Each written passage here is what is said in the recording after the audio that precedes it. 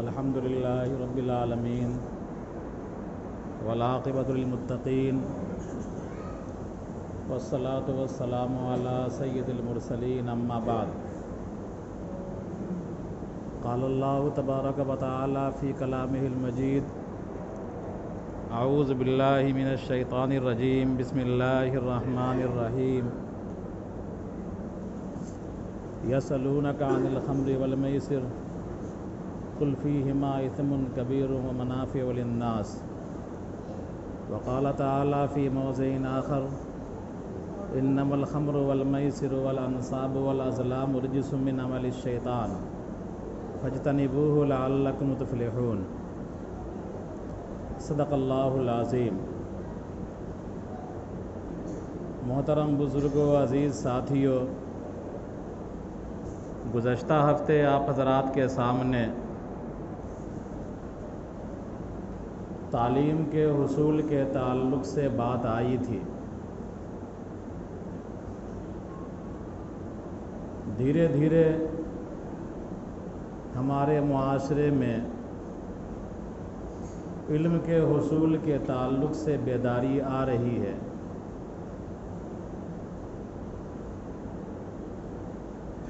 عصری علوم میں بھی دلچسپی دیکھی جا رہی ہے اور دینی علوم کے حصول میں بھی دلچسپی دیکھی جا رہی ہے، لیکن بحیثیت قوم جس انداز سے اور جس مقدار میں علم کے حصول میں طلبہ اور طالبات کو لگنا چاہیے یا ہمارے بچے اور بچیوں کو لگنا چاہیے، اس مقدار کو حاصل کرنا ابھی کافی دور ہے۔ ہنوز دلی دور است، ابھی دلی دور ہے۔ لگاتار ایک مشن کے تحت جد و جہد کرتے ہوئے ہم اپنے بچے اور بچیوں کو علم کے حصول کی خاطر جھونک دیں گے، لگا دیں گے،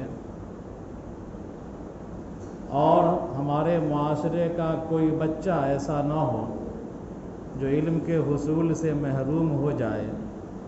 اس مشن کو لے کر کے ہم چلیں گے تو 10-15 سال لگے گا، تب جا کر کے ہم کھڑے ہونے کے لائق ہوں گے۔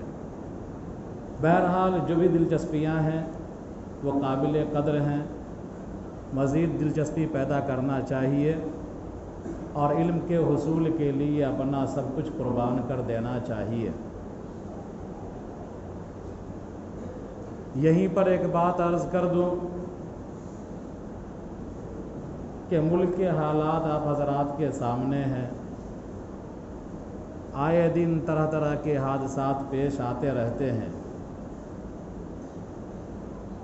مختلف بستیوں سے جوق در جوق درجنوں کی تعداد میں، کہیں سینکڑوں کی تعداد میں طلبہ، چھوٹے چھوٹے بچے اپنی گارجین کے بغیر، اپنے ذمہ داروں کے بغیر، کسی استاذ پر اعتماد کرتے ہوئے روانہ ہو جاتے ہیں یا ان کے گارجین روانہ کر دیتے ہیں،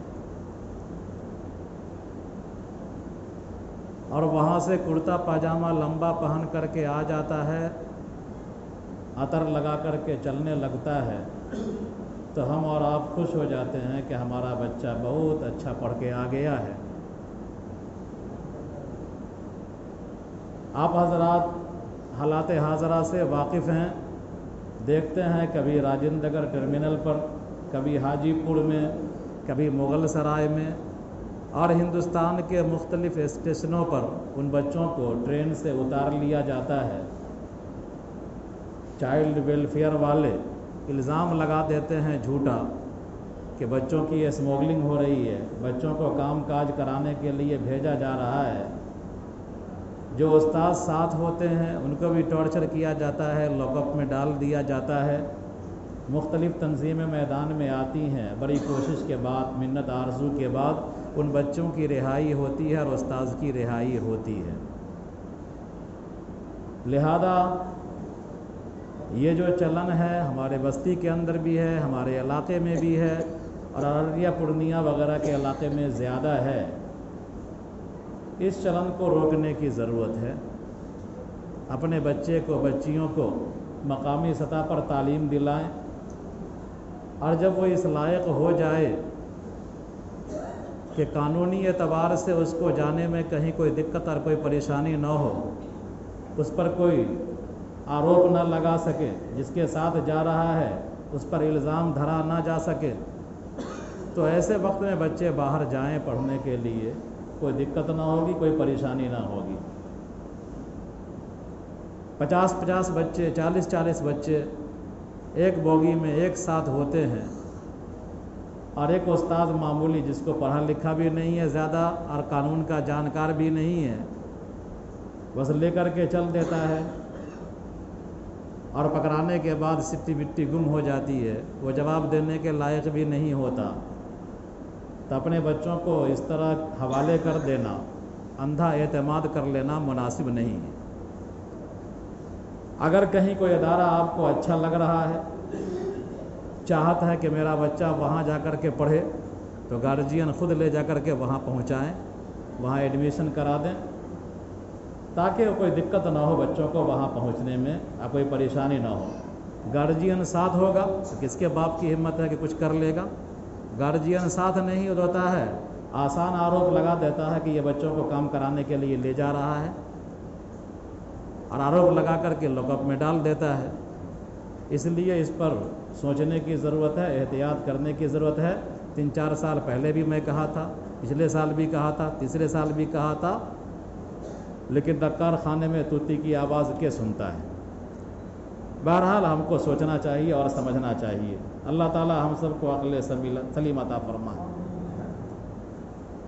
میں نے آیت پڑھی ہے انما الخمر والمیسر والانصاب والازلام، اور اس سے پہلے ایک آیت پڑھی ہے یسألونک عن الخمر والمیسر قل فیہما اثم کبیر ومنافع للناس۔ ان دونوں آیتوں کی روشنی میں ذرا اپنے معاشرے کے اندر پھیلی ایک برائی کو ہم دیکھ لیں کہ ہمارے معاشرے کے اندر حرص و حوث تو بہت زیادہ ہے۔ ہر آدمی چاہتا ہے کہ مال ہمارے پاس آ جائے، چاہے جائز طریقے سے آئے ناجائز طریقے سے آئے۔ ہر آدمی ایک دوسرے سے مسابقہ کرتا ہے، مقابلہ کرتا ہے، آگے بڑھنا چاہتا ہے۔ حتیٰ کہ بڑوں سے ہوتے ہوئے یہ چیز چھوٹے بچوں کے اندر آ گئی ہے۔ 12-15 سال کا بچہ، 16-17 سال کا بچہ، اس کے اندر بھی یہ ہوس آ گئی ہے کہ مال ہمارے پاس آ جائے، چاہے جائز طریقے سے آئے یا ناجائز طریقے سے آئے۔ اور یہ ہوس اتنی شدید ہو گئی ہے کہ کھڑے کھڑے، بیٹھے بیٹھے، رجائی میں لیٹے لیٹے، بستر پر لیٹے لیٹے ہمارا بچہ، ہمارا لڑکا، ہماری لڑکیاں جوا کھیل رہے ہیں۔ موبائل لیے ہوا ہے، کھڑا ہوا ہے چوراہے پر، دروازے پر، جوا کھیل رہا ہے۔ کمبل میں بیٹھا ہوا ہے، ٹھنڈی کا زمانہ ہے، جوا کھیل رہا ہے۔ دروازے پر بیٹھا ہوا ہے، باپ ماں سے بات بھی کر رہا ہے، جوا کھیل رہا ہے۔ حتیٰ کہ مسجد میں بھی آ رہا ہے تو جوا چالو ہے، نیٹ چالو ہے، جوا چالو ہے۔ تو یہ جو لت پڑ رہی ہے، تو کہیں نہ کہیں اس کے اندر حرص و ہوس کا دخل ہے۔ اس کو آپ ڈریم 11 کہیے، یا 11 کہیے، یا ویوز ایپ کہیے، مختلف ایپس آ چکے ہیں۔ ان ایپس کو لوڈ کرنے کے بعد، ڈاؤن لوڈ کرنے کے بعد بونس ملتا ہے، پلیئر خریدا جاتا ہے، ٹیم خریدی جاتی ہے۔ تو پرانے وقت میں 2-4 سال پہلے سٹے کی مارکیٹ تھی، سٹے کا بازار تھا، تو سٹا تو غیر قانونی تھا، سٹا کرتے ہوئے کوئی پکڑا جاتا تو وہ جرم تھا قانون کی نگاہ میں۔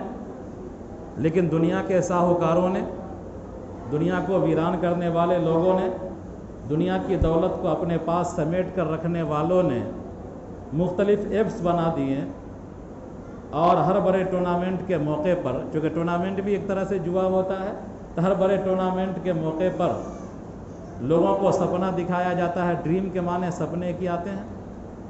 سپنا دکھایا جاتا ہے 11 ممبر چن لو، करोड़पति बन जाओ, तुमने अब तक नहीं बना है करोड़पति।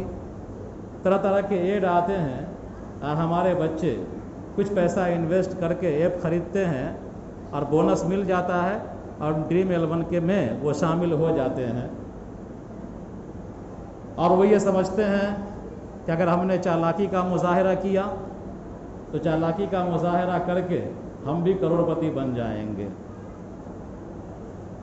कई IPL हुआ है, कितने कप हुए हैं मुल्क के अंदर या बैरून मुल्क के अंदर, अब तक कोई बच्चा करोड़पति नारी का नहीं बना है। अगर बन गया है तो हाथ उठा के बतला दे कि हम बन गए हैं। तो ये जो खेल है,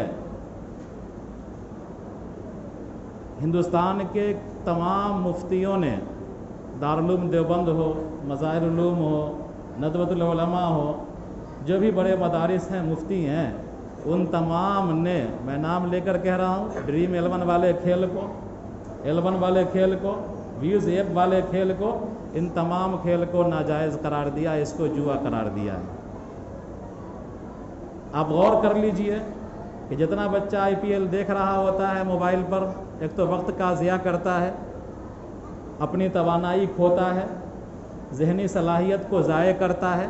अल्लाह ने जो सलाहियत दी थी पढ़ने लिखने की, आगे बढ़ने की, उन तमाम सलाहियत को वो मिट्टी में मिलाता है और साथ में अपना पैसा भी बर्बाद करता है, अपने बाप माँ का पैसा लेकर के ही बर्बाद करता है, अकाउंट में चोरी करके भी अपने अकाउंट में डाल करके पैसा बर्बाद करता है और जुए की लत का शिकार है।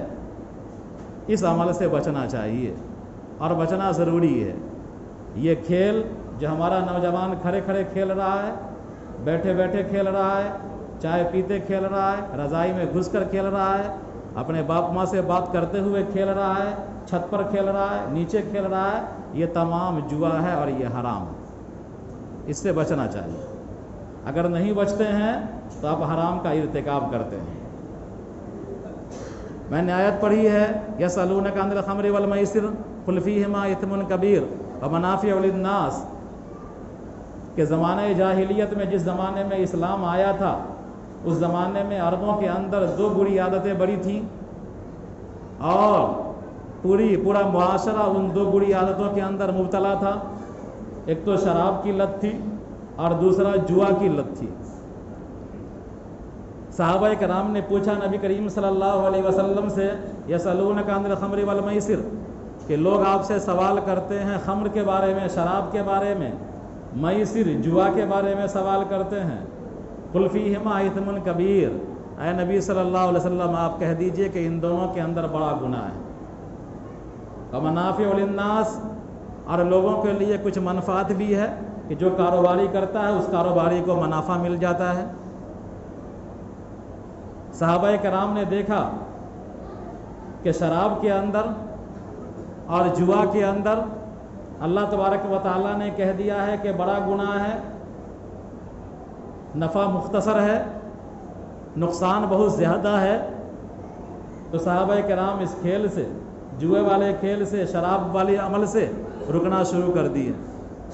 उसके बाद अल्लाह तबारक व तआला ने दूसरे मौके पर आयत नाजिल कर दी, इन्नमल खम्रु वल मैसिर वल अंसाब वल अज़लाम रिजसुम मिन अमलि शैतान, कि शराब का अमल, शराब हो, वल मैसिर जुआ हो, शराब जुआ, वल अंसाब वल अज़लाम और रिजसुम मिन अमलि शैतान, और ये बुत और ये पासे के तीर, जुए के तीर, ये कुरानदाजी वाले तीर, ये तमाम हराम है, गंदी चीज़ें हैं। फजतनिबूहु लअल्लकुम तुफ्लिहून, अल्लाह तबारक व तआला ने लाजमी तौर पर हुक्म दिया, क्या ईमान वालो तुम इन गंदे अमल से बच जाओ, इन हराम अमल से बच जाओ ताकि तुम फलाह पा जाओ। अरबी में मैसिर जुआ को कहते हैं और जुआ को मैसिर इसलिए कहा जाता है कि जुए के अंदर लोग सहूलत के साथ, आसानी के साथ गेम्स खेलते हुए या कोई खेल खेलते हुए या बोली लगाते हुए बगैर किसी मेहनत के, बगैर किसी मुशक्क़त के माल हासिल करना चाहता है। इसीलिए अरबी में इसको मैसिर कहा जाता है। अंग्रेज़ी में गैम्बलिंग कहते हैं, उर्दू में क़िमार कहते हैं, जुआ कहते हैं। تو اللہ تبارک و تعالیٰ نے سختی کے ساتھ منع فرما دیا کہ یہ گندی چیز ہے، یہ حرام چیز ہے اور اس حرام عمل سے تم کو بچنا چاہیے۔ لہذا جوئے کی جو شکلیں رائج ہو جائیں، پرانی شکلیں جو زمانے جاہلیت میں تھیں، یا وہ شکلیں جو پہلے رائج تھیں، یا وہ شکلیں جو اب رائج ہوئی ہیں، نیا لیبل لگا کر کے مارکیٹ کے اندر لانچ کر دیا گیا ہے اور اس کا پرچار پرسار ہو رہا ہے، اور بچے یہ سمجھتے ہیں کہ یہ معمولی چیز ہے، کوئی گناہ کا کام نہیں ہے، تو جوئے کی جو بھی شکلیں ہوں گی وہ تمام شکلیں اس آیت کے روح سے حرام ہوں گی، ناجائز ہوں گی، لہذا ہر حال میں اس سے بچنا چاہیے۔ نبی کریم صلی اللہ علیہ وسلم نے ایک موقع پر ارشاد فرمایا کہ جو آدمی جوئے کے عمل میں شریک ہوتا ہے، جوا لگواتا ہے، جوا کھلواتا ہے یا جوا کھیلتا ہے، جوئے میں پیسہ لگاتا ہے، یعنی جوئے کے عمل میں معاون بنتا ہے جو بھی آدمی،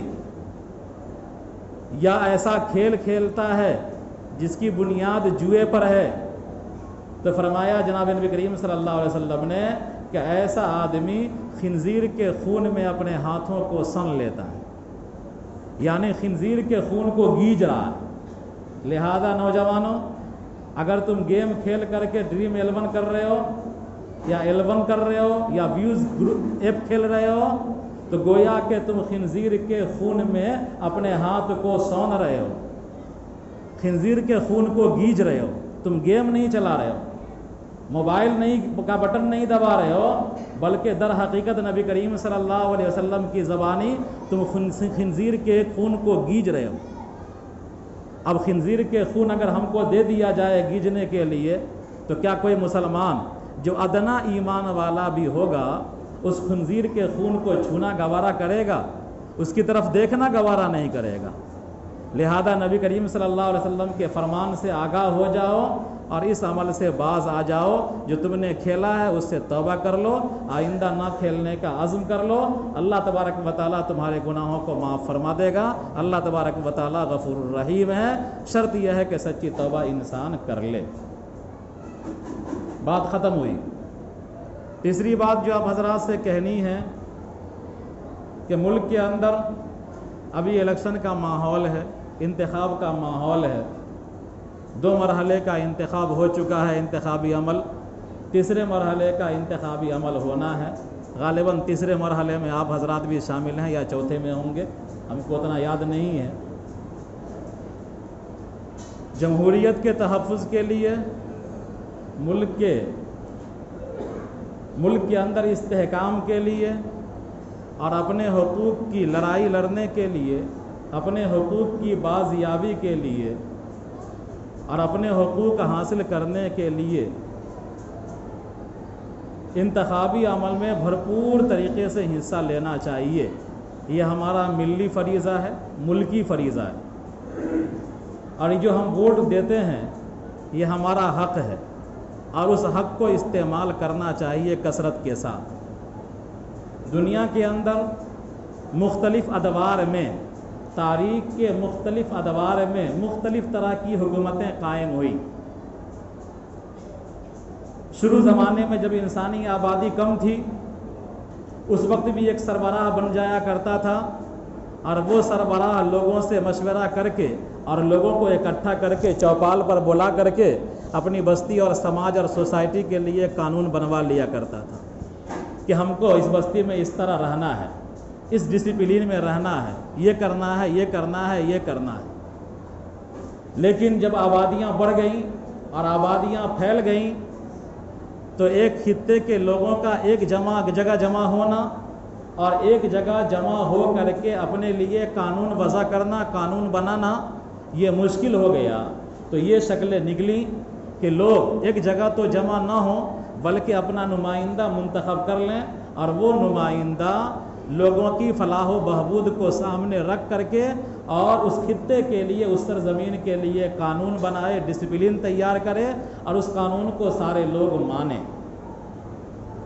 تو یہ جو رائج ہے دنیا کے اندر ووٹنگ کا سسٹم اور جمہوری نظام، یہ یہی ہے کہ ہم ڈائریکٹ اپنے اوپر قانون، اپنے لیے قانون نہیں بناتے ہیں، بلکہ ہم اپنا نمائندہ چنتے ہیں، اور وہ نمائندہ ہماری فلاح و بہبود کو سامنے رکھ کر کے اور ہمارے لیے قانون بناتا ہے۔ اس قانون کا پابند وہ بھی ہوتا ہے، اس قانون کے پابند ہم بھی ہوتے ہیں۔ اس کو کہتا ہے انڈائریکٹ جمہوریت، کہ ہم نے نمائندہ چنا اور ہمارے نمائندوں نے ایک جگہ دارالعوام میں بیٹھ کر، پارلیمنٹ میں بیٹھ کر قانون بنایا، اور ان نمائندوں نے ایک کابینہ بنایا، ایک کمیٹی بنائی، اور اس کمیٹی نے، کابینہ نے ملک کے نظام کو چلایا، ملک کے سسٹم کو چلایا۔ کابینہ جواب دہ ہے ہمارے نمائندے کے سامنے، اور ہمارا نمائندہ جواب دہ ہے عوام کے سامنے میں۔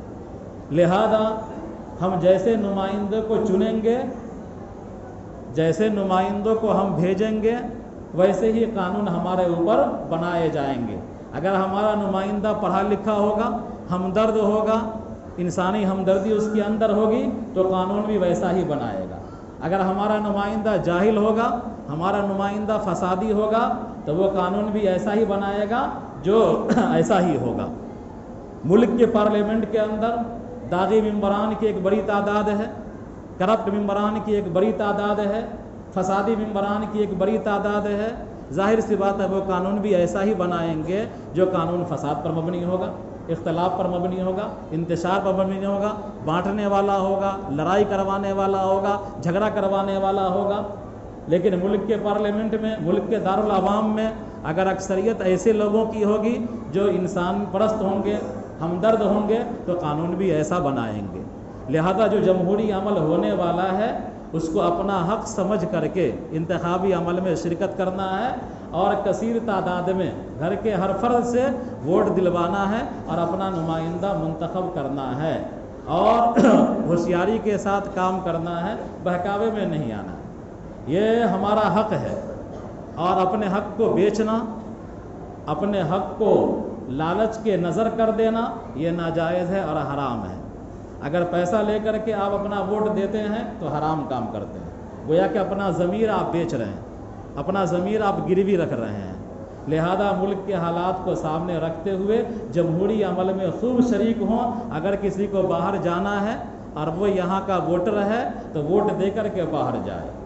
اگر کسی کا ٹکٹ بنا ہوا ہے تو آگے پیچھے کر لے، لیکن ووٹنگ کے عمل میں ضرور شریک ہو، اس لیے کہ ہو سکتا ہے کہ ہمارا ایک ووٹ ملک کی حالات کو بدلنے والا بن جائے اور ملک کی دشا اور دشا کو طے کرنے والا بن جائے۔ تو اپنے ووٹ کی قیمت کو سمجھیے، اچھا نمائندہ منتخب کیجیے، کثیر تعداد میں ووٹ دیجیے۔ یہی اپیلیں ملی تنظیمیں کر رہی ہیں، امارت شریعہ بھی کر رہی ہیں، جمعیت علماء بھی کر رہی ہیں، ملی کونسل بھی کر رہی ہیں۔ تمام ملی تنظیمیں آپ سے یہی درخواست کرتی ہیں، اور جگہ جگہ لوگ گئے ہوئے ہیں بیداری پیدا کرنے کے لیے۔ اللہ تبارک و تعالی ہم سب کو عقل سلیم عطا فرمائے، صحیح سمجھ عطا فرمائے، اور اپنے حق کا صحیح استعمال کرنے کی توفیق عطا فرمائے۔ ربنا تقبل منا انک انت السمیع العلیم وتب علینا انک انت التواب الرحیم۔